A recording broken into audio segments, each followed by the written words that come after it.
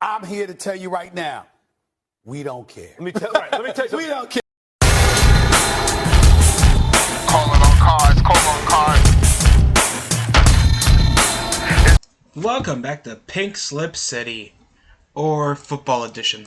That's usually where we go by in all this pandemonium over the regular season, ending with our final week 8. I'm actually going to do a predictions video, but with a special someone that you guys probably know from the channel or outside if you've seen me done a lot of collabs, or if you see me up in a couple streams.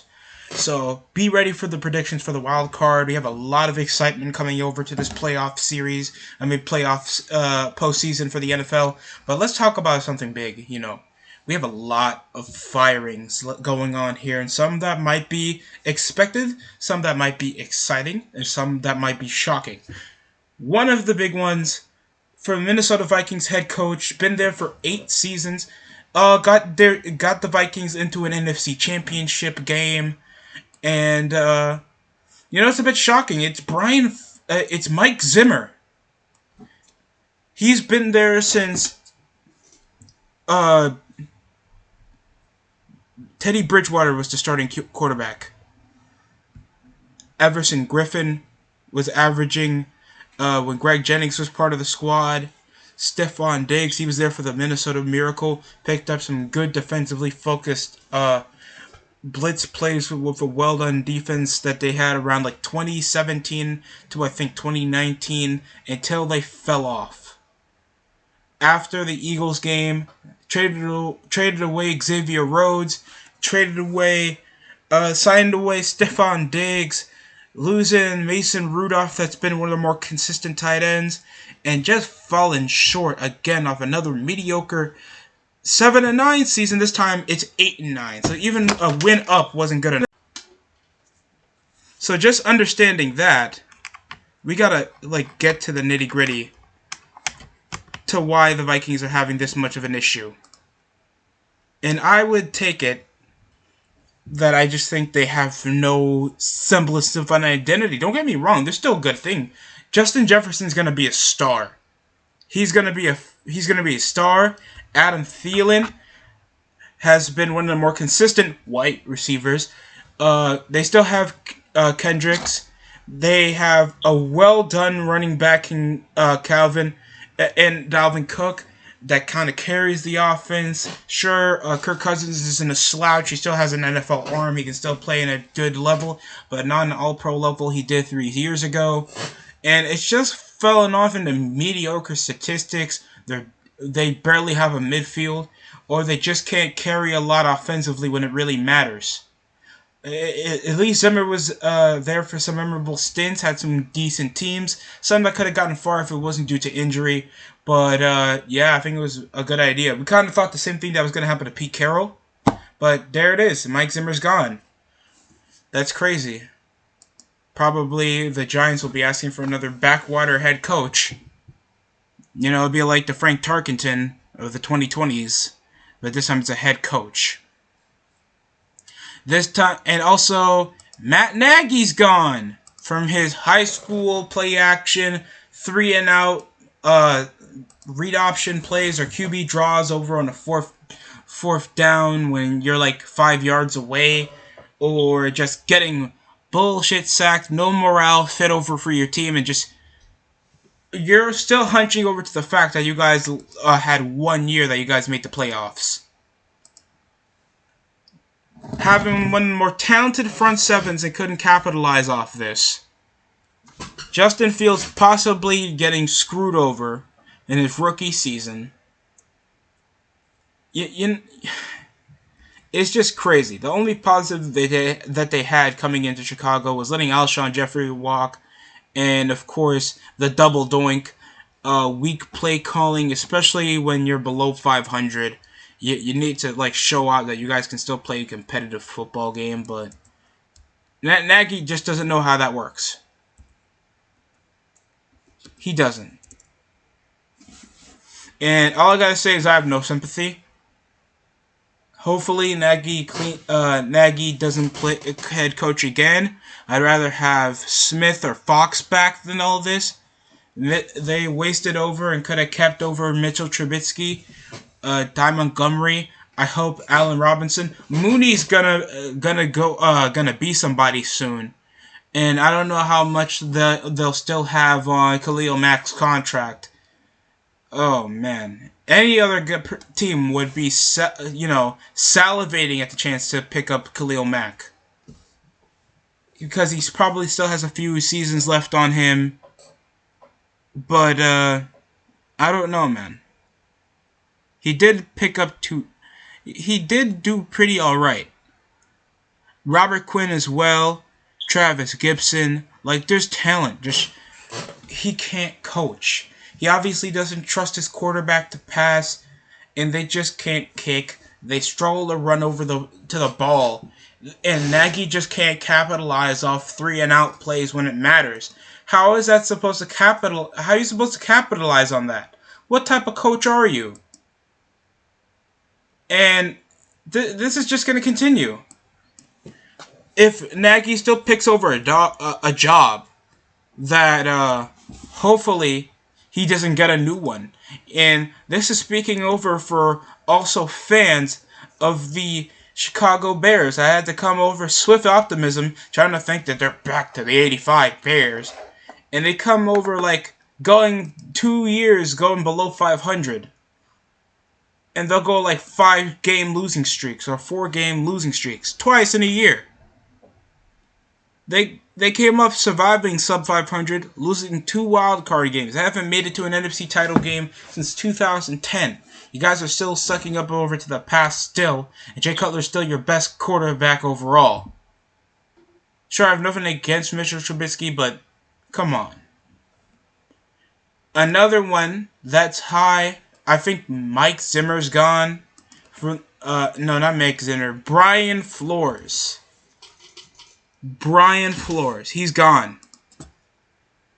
That's probably the biggest upset, and this is over his reset and trying to pursue, I guess, Deshaun Watson. That's been his biggest thing. He probably can go to Houston, pick up on their offensive stance. He's a more defensively focused coach. People thought that he was going to get a lot more bang for his buck after his stint in LA. And, he has the discipline. He seems to have a good morale for the team. And the Miami actually was sticking through and even upset other division rivals. The first seed, the number one in the AFC East, the Patriots. I think it's the Bills now, but still, that's a big upset. Following up over the season. And they just need a bit more going over Tua Tagovailoa, getting a more respectable O-line, and getting more depth in the receiving core, probably better on defense, and they could be a contender. Just a few pieces, and just a bit more growing pains, and you get rid of Brian Flores. That's what I think is the biggest mistake that the Miami Dolphins organization has done.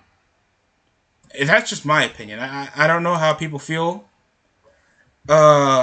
Hopefully,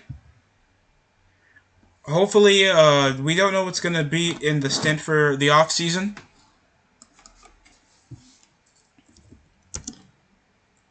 Also,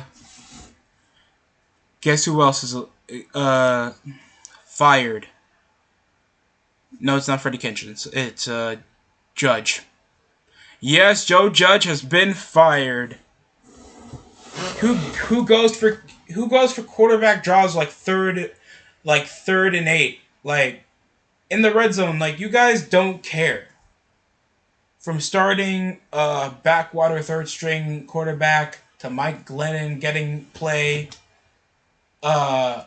just nobody doing well. This team on paper was told to still lead over the NFC East.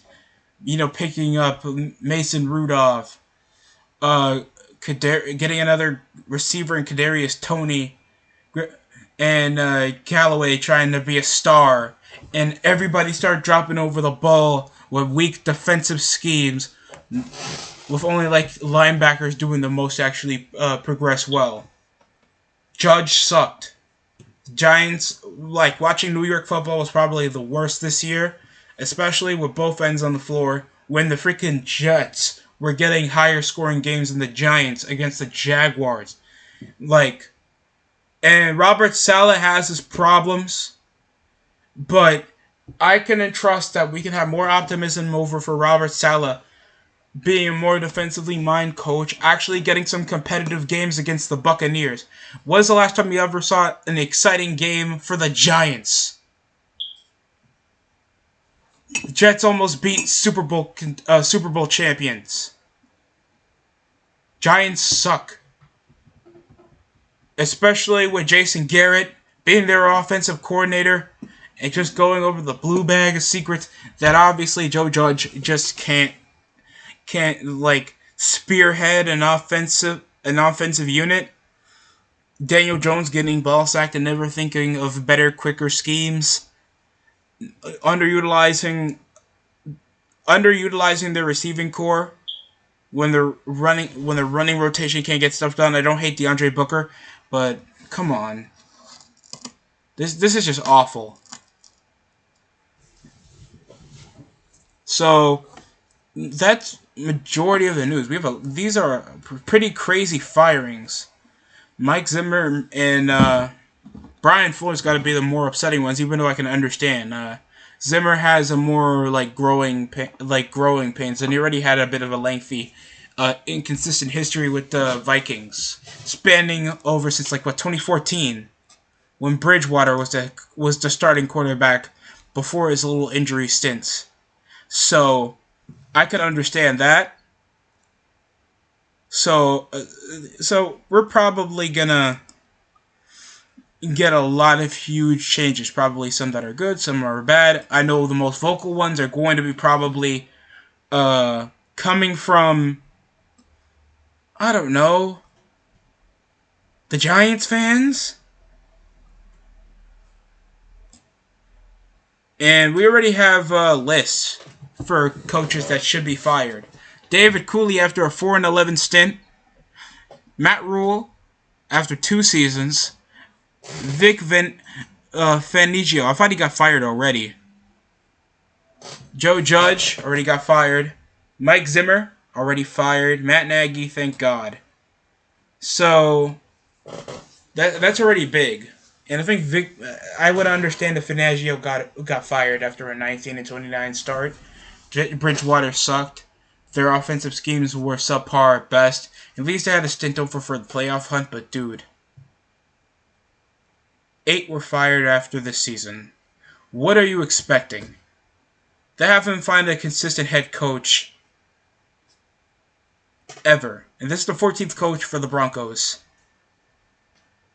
And this is probably the worst losing record since Fox was on the Broncos. This is weak. I don't know why Vic is still there.